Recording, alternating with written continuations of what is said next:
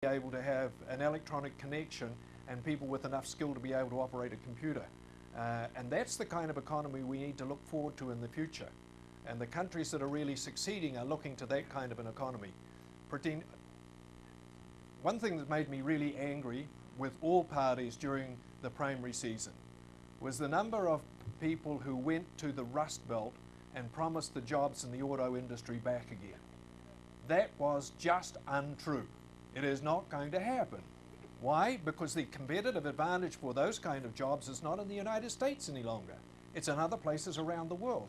What they should have been promising was the investment that would create the skills that would allow the new century jobs to go to those places, because that's the only chance of hope that they have.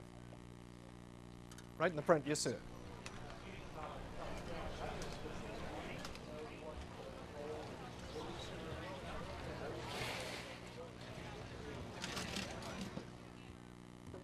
Well, we have some of the best border control in the world, and it's called 1,500 miles of ocean to your nearest neighbour. For a period of time I was Minister of Immigration. There's two things that we need to get clear. No sovereign nation should allow people to come into their country illegally and stay there. Right? That's it, bottom line, nothing else about it. The other thing is, immigration is a valuable asset and can bring skills and transfer technology that are really important to your economy. So consider it to be an asset. But choose who you want to come. One of the things that I did while I was Minister was that we changed the way in which migrants come to New Zealand. And we did it on the basis of the people with the best skills come first. And they self-select. You fill out these application forms and you list your skills on there, and then each month we do a lottery on those with the best skills will get in.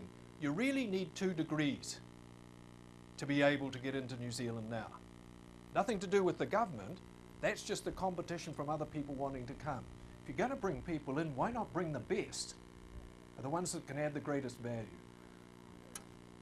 Yes, sir. John Owen, member of the legislature. How do we break a almost 8-decade cycle in West Virginia where the ruling party has developed a symbiotic relationship with the special interest group so that we take the government back and then we can actually do some of the things that you mentioned that have happened in New Zealand and Ireland? Okay, good question.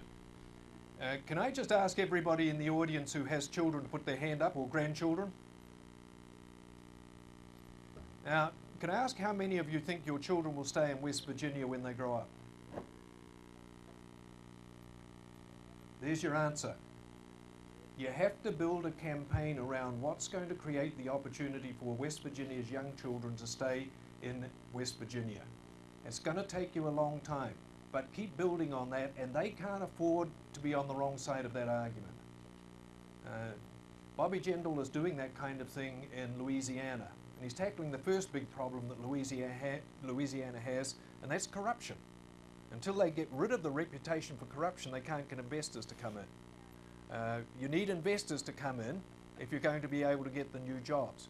But you'll probably also need to invest more heavily in education, particularly higher education, getting a higher proportion of children coming out of school going into university. When I was in government in New Zealand, one of our big problems was that in 1984, 56% of New Zealand students went on to higher education. In Germany, 89% of Germans went on to higher education. And one of our goals was to try and get that number up to above 75%. And we did that over time, but it took a lot of investment and it took a lot of ingenuity. So focusing on what will give West Virginia advantage going forward, I think is one of your challenges. Develop the agenda, see that it's not a party political agenda, it's a rational economic agenda that will deliver the results that you want. And then get your party to support it. Don't try and do it the other way round. Don't try and do it because this makes Republicans look good and Democrats look bad. Do it because you're leading West Virginia in the right direction. And then I think you've got a winner. Okay, thank you everybody.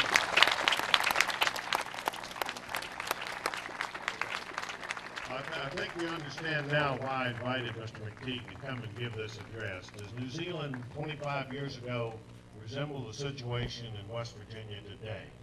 And are the solutions the same? So we really appreciate his coming, and we are taping this. If you'd like to have a DVD of it, just send me an email and we'll see that you get them.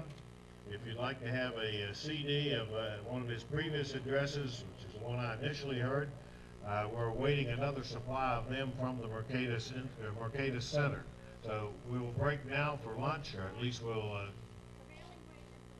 if you would, the one thing that we feel is a big thing in West Virginia and that our economy needs